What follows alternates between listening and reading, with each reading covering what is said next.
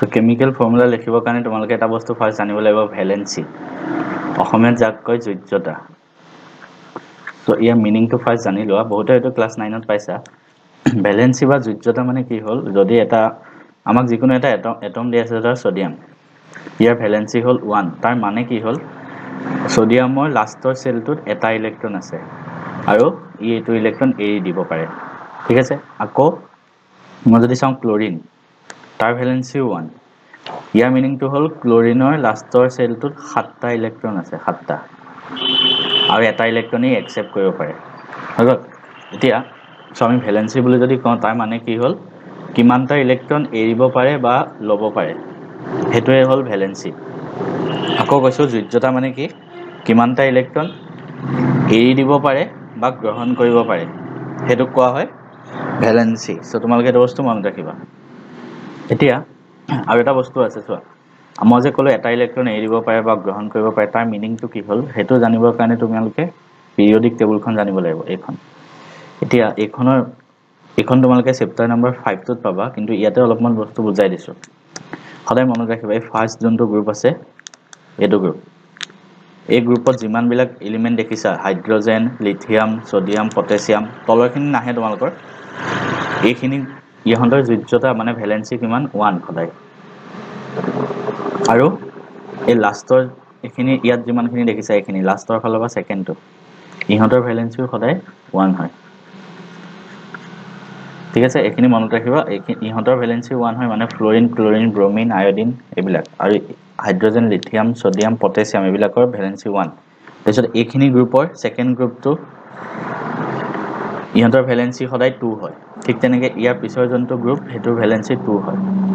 ঠিক তেনেকে এটোৰ ভ্যালেন্সি 3 এটোৰ ভ্যালেন্সিও 3 হয় তেনেকে এটা ভ্যালেন্সিটো কিয় 1 হৈছে কিয় 2 হৈছে তাৰ মিনিংটো মই বুজাই দিছো তোমালোকে ভালকে চাবা এটা যিকোনো এটা ইয়াৰ পৰা এটম ললো ধৰা মই ললো সোডিয়ামটো লৈছো এফালে সোডিয়ামটো লিখি দিও যিকোনো এটা এটম ললো সোডিয়ামৰ লাষ্টৰ সেলটোত একদম লাষ্টৰ সেলটো আকিছো তাত এটা ইলেক্ট্ৰন থাকে কেনেকে এটা ইলেক্ট্ৰন থাকে বুলি গম পালো যোনটো এই গ্ৰুপ নম্বৰ 1 হয় এইবিলাক সব এলিমেন্টৰ লাষ্টৰ সেলটোত এটা এটম থাকে মানে এটা ইলেক্ট্ৰন থাকে এতিয়া সব যিমান বিলাক তোমালোকে এইবিলাক এটম দেখিছা সোডিয়াম পটাছিয়াম সব বিলাকৰ কি কৰিব বিচাৰে এই 18 নম্বৰ গ্ৰুপত যাব বিচাৰে এইটো গ্ৰুপত এই গ্ৰুপটোত কিয় যায় কাৰণ এই গ্ৰুপটো বিলাকে এক্টিভ নাথাকে মানে নিষ্ক্ৰিয় গেছ বুলি কয় মানে ৰিয়েক্ট নকৰে non reactive gas non reactive গেছৰ কাৰণে এই এটম কেইটাই একো ৰিয়েক্ট নকৰে আৰু সব হেতু কাৰণে আইডল থাকিব বিচাৰে মানে কাম কৰিব নিবিচাৰে সব বিলাক এটম এই গ্ৰুপটোত যাব বিচাৰে এই গ্ৰুপটোত কেতিয়া যায় যেতিয়া লাষ্টৰ সেলটোত লাষ্টৰ যোনটো সেল আছে তাত আইডাৰ 0 ইলেক্ট্ৰন থাকিব মানে এটা ইলেক্ট্ৰন নাথাকে বা আনটা থাকিব এই দুটাৰ ভিতৰত যদি যিকোনো এটা হয় তেতিয়া হেতু কিহত হ'ব তোমাৰ 18 নম্বৰ গ্ৰুপটোত হ'ব মানে লাষ্টৰ যোনটো গ্ৰুপ হয় হেতক কি বুলি কোৱা হয় নিষ্ক্ৰিয় গেছ আনৰিয়েক্টিভ হৈ গল ভ্যালেন্সিটো কোপা আহিছে হেতু বস্তু বুজাই দিছো এতিয়া চোৱা সোডিয়ামৰ লাষ্টত এটা ইলেক্ট্ৰন আছে এই ইলেক্ট্ৰনটো এৰি দিব পাৰিব এৰি দিলে ইয়াৰ লাষ্টৰ সেলত 0 হৈ যাব হেতু কাৰণে ইয়াৰ ভ্যালেন্সি হ'ল 1 ঠিক তেনেকে মই যদি চাওঁ ক্যালসিয়ামৰ লাষ্টত দুটা ইলেক্ট্ৰন আছে এই দুইটা ইলেক্ট্ৰন এৰি দিব এৰি দি পেলাই 18 নম্বৰ গ্ৰুপত আহি যাব নিষ্ক্ৰিয় বনি যাব দুটা ইলেক্ট্ৰন যদি এৰি দিয়ে ইয়াৰ লাষ্টত 0 হৈ যাব লাষ্টৰ সেলত হেতু কাৰণে 18 নম্বৰ গ্ৰুপত আহি গল হেতু কাৰণে ক্যালসিয়ামৰ কেইটা ইলেক্ট্ৰন ইলা দুটা সো ইয়াৰ হেতু কাৰণে ভ্যালেন্সি হৈ গল 2 হৈ গল ঠিক তেনেকে মই যদি এটা মই চোৱা লাষ্টৰ ফালৰ পৰা চাইছো এবাৰ ক্লোৰিন লৈছো ধৰা ক্লোৰিনৰ কাৰণে যদি আমি চাওঁ ক্লোৰিন লাষ্টৰ যোনটো সেল আছে তাত 7টা ইলেক্ট্ৰন থাকে 3 4 5 6 7 এটা কেনেকৈ গম পালো 7টা থাকে বুলি এই 17 নম্বৰ যোনবিলাক গ্ৰুপ আছে ইয়াত যিমান বিলাক আছে সিহঁতৰ লাষ্টত 7টা ইলেক্ট্ৰন থাকে সো ক্লোৰিনে 7টা ইলেক্ট্ৰন আছে গতিকে ই এটা ইলেক্ট্ৰন গ্ৰহণ কৰিব পাৰে কাৰণ 7টা ইলেক্ট্ৰন এৰি দিয়াটো কষ্ট হ'ব তাতকে বেছি সহজ কি হ'ব এটা ইলেক্ট্ৰন লৈ লোৱাটো আলটিমেটলি আমি কিহত যাব লাগে 18 নম্বৰ গ্ৰুপত যাব লাগে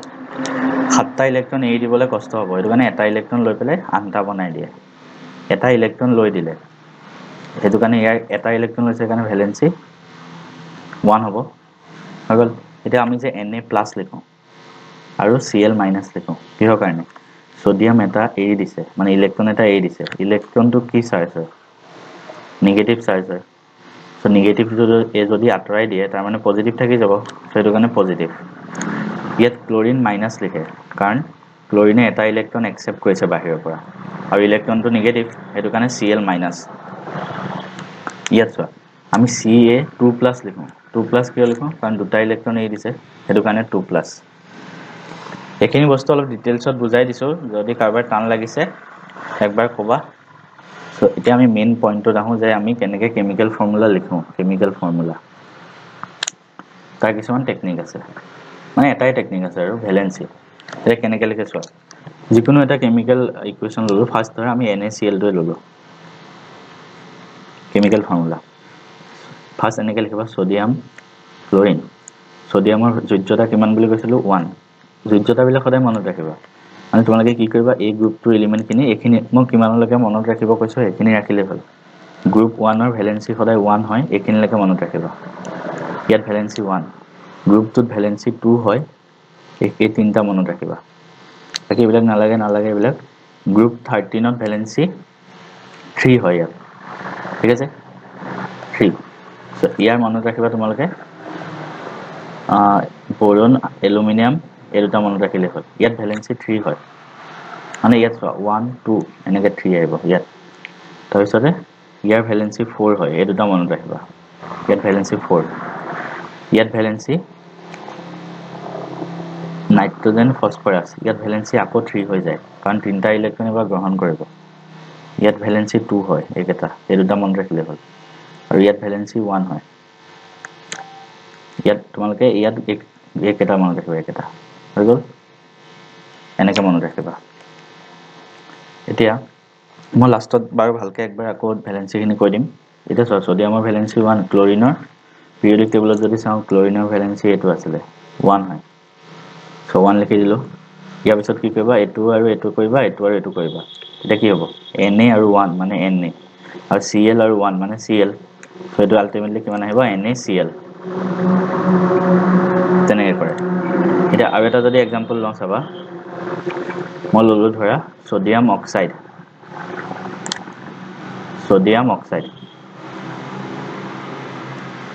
এটো কেনেকৈ লিখিবা এটা সোডিয়াম আৰু অক্সিজেনৰ কাৰণে O জাস্ট সিম্বলটো লিখিবা O এটা সোডিয়ামৰ ভ্যালেন্সি 1 অক্সিজেনৰ ভ্যালেন্সি ইয়াৰ পৰা যদি চোৱা এইটো গ্ৰুপত আছে আৰু ইয়াৰ ভ্যালেন্সি 2 সো 2 লিখিলো এতিয়া এইটো আৰু এইটো হ'ব এইটো আৰু এইটো হ'ব সো সোডিয়াম 2 মানে Na2 আৰু অক্সিজেন 1 সো Na2O এইটো হৈ গ'ল তেনেকৈ কৰে আৰু এটা দেখাই দিছো ধৰা ক্যালসিয়াম অক্সাইড ক্যালসিয়াম লিখিলা Ca আৰু অক্সিজেন লিখিলো O ক্যালসিয়ামৰ ভ্যালেন্সি ইয়াৰ পৰা চাম ক্যালসিয়ামৰ ভ্যালেন্সি 2 আৰু অক্সিজেনেও 2 হৈ গ'ল সো এতিয়া এইটো আৰু এইটো হ'ব এইটো আৰু এইটো হ'ব কিন্তু তাৰ আগতে তোমালোকে কি কৰিবা ইয়াত যদি এনেকৈ কাটি দিব পাৰে কাটি দিবা মানে চোৱা 2 আৰু 2 আছে এটো 2 আৰু এটোকো কাটি দিব পাৰি কি কি হতে পাৰি 1 আৰু 1 থাকিব মানে দুইয়ে মানে কাটি দিব পাৰি দুইয়ে 2 কাটিলে 1 হ'ব আৰু দুইয়ে এটোক কাটিলে 1 হ'ব তেনেকৈ কাটি দিব পাৰি যদি মানে এনেকৈ ডিভাইড কৰি থাকে সো দুইয়ে এটোক কাটিলে 1 হ'ব দুইয়ে এটোক কাটিলে 1 হ'ব সো এটা কি হ'ব Ca আৰু 1 মানে Ca আৰু O আৰু 1 O এটো হৈ গ'ল তেনেকৈ এটা এলুমিনিয়াম অক্সাইডটো লিখিছো ধৰা এলুমিনিয়াম অক্সাইড এলুমিনিয়ামৰ 3 হয় আৰু অক্সিজেনৰ 2 হয় ভ্যালেন্সি এলুমিনিয়াম এটো আহিব আৰু অক্সিজেনৰ লগত এটো আহিব সো Al2 আৰু O3 তেনেকৈ হৈ গ'ল এতিয়া মই তোমালোকক ভ্যালেন্সিখিনি দেখাই দিছো মানে কোনটোত কিমানকৈ হয় একবাৰ তোমালোকক মেইন যিবিলাক ভ্যালেন্সি ইউজ হয় এইখিনিৰ ওপৰতে ইউজ হয় সো এইখিনি ভালকৈ মনত ৰাখি লোৱা তাৰপিছত সব কৰিব পাৰিবা আৰু এটা কথা কৈছো কিছুমান ইম্পৰ্টেন্ট কেমিক্যাল ফৰ্মুলা আছে তোমালোকৰ কিতাপত মই আগতে এটা ভিডিও বনোৱা আছিলে সেই ভিডিওটো মই ইয়াৰ পিছতে লগাই দিছো সেই ভিডিওটো চাই দিয়া কিতাপত যিমানবিলাক কেমিক্যাল ফৰ্মুলা আছে হেতু ভিডিওত মই দি দিছো আজিৰ এই ভিডিওটোত মই তোমালোকক সায়েন্সৰ বাবে এটা ইম্পৰ্টেন্ট ভিডিও হয় কাৰণ এই ভিডিওটোত মই সকলোবোৰ কেমিকেল ফৰ্মুলা এটা ভিডিঅ'তে পাবা মানে তোমালোকৰ ফাৰ্ষ্ট চেপ্টাৰটো ৰাসায়নিক বিক্ৰিয়া আৰু সমীকৰণ এই চেপ্টাৰটোত যোনবিলাক ইম্পৰ্টেণ্ট মানে কেমিকেল ফৰ্মুলা আছে সব এই ভিডিঅ'টোতে পাবা আৰু এইটো ফাৰ্ষ্ট টাইম অসমীয়াত দিয়া হৈছে এনেকুৱা ভিডিঅ' ইউটিউবত গতিকে ভিডিঅ'টো ভালকৈ চোৱা পৰীক্ষাৰ আগত একবাৰ ৰিভাইজ কৰি ল'বা সো প্ৰথম কি ইম্পৰ্টেণ্ট মানে কেমিকেল ফৰ্মুলা মই লিখি যাওঁ সো কাৰোবাৰ যদি মনত নাই মনত ৰাখি ল'বা সালফিউৰিক এসিড ইয়াৰ ফৰ্মুলাটো হ'ল H2SO4 তাৰপিছতে জিংক সালফেট মানে কিতাপত যিবিলাক আছে ন সেইবিলাকে লিখিছো অকল তেতিয়া মনত ৰাখিব ভাল হ'ব বেছি পঢ়িব নালাগে তাৰপিছতে গ্লুকোজ এইবিলাক মনত ৰাখিলে তোমালোকৰ ৰিঅ্যাকচন বিলাক লিখোতে মানে সহজ হ'ব তাৰপিছতে হাইড্ৰক্লোৰিক এসিড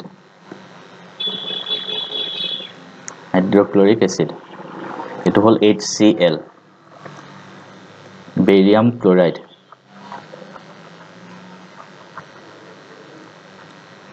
এটো হ'ল BaCl2 তাৰপিছতে এলুমিনিয়াম সালফেট কিতাপত যিবিলাক আছে সেইবিলাকে লিখিছো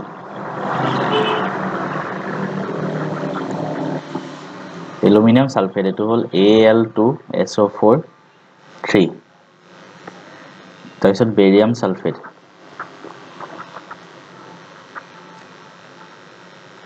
এটো হ'ব BaSO4 তাৰপিছতে এলুমিনিয়াম ক্লোৰাইড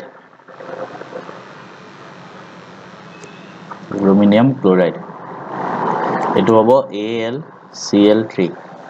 হৈ গ'ল কাৰোবাক যদি পিডিএফটো লাগে মই পিডিএফটো পিছত দি দিম কাৰণ তোমালোকৰ টাইম নাই হয়তো তাৰপিছতে সোডিয়াম হাইড্ৰক্সাইড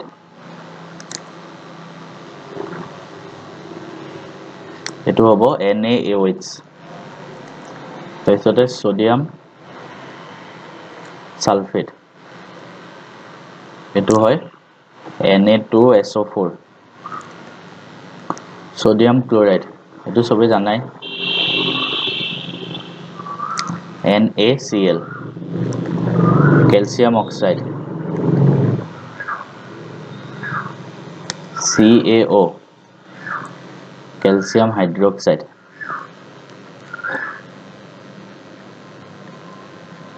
CaOH2 তাৰপিছতে ক্যালসিয়াম কাৰ্বনেট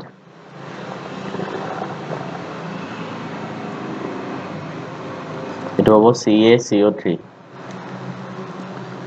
আইৰন সালফেট এটো হ'ব FeSO4 হৈ গ'ল তাৰপিছতে lead nitrate PbNO3 2 ইয়াৰ পিছতে lead oxide PbO তাৰপিছতে silver chloride AgCl ঠিক তেনেকৈ silver bromide AgBr হৈ গ'ল ইয়াৰ পিছত আহিব কপাৰ সালফেট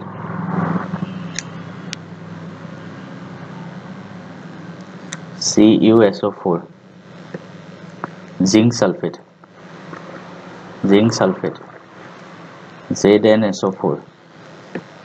তাৰপিছতে কপাৰ ক্লোৰাইড CuCl2 তাৰপিছতে জিংক ক্লোৰাইড ZnCl2 তাৰপিছতে লিড ক্লোৰাইড PbCl2 হৈ গ'ল ইয়াৰ পিছত আমি চাম sodium oxide Na2O ammonia NH3 তাৰপিছতে hydrogen sulphide H2S sulphur dioxide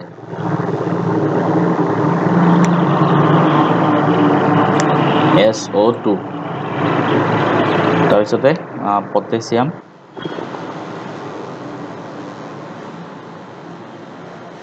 hydroxide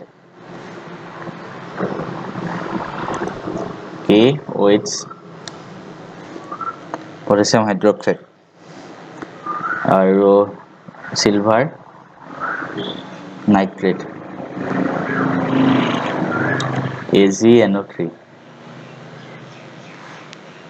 তাৰপিছতে sodium nitrate NaNO3 potassium bromide এটো কি হ'ব KBr ইয়াৰ পিছত বেৰিয়াম আয়োডাইড এটো হ'ব BaI2 বেৰিয়াম আয়োডাইড তাৰপিছতে পটাছিয়াম আয়োডাইড এটো হ'ব Ki তাৰপিছতে আহিব বেৰিয়াম ব্ৰোমাইড BaBr2 তাৰপিছতে আহিব জিংক কাৰ্বনেট ZnCO3 তাৰপিছতে আহিব মেগনেছিয়াম ক্লোৰাইড MgCl2 কিতাপত যিমানখিনি আছে ইমানখিনি ইয়াত দিলো গোটেইকেইটা কোনোবাই যদি মানে ভিডিওটো চাব টান হয় গোটেইটো মই তোমালোকক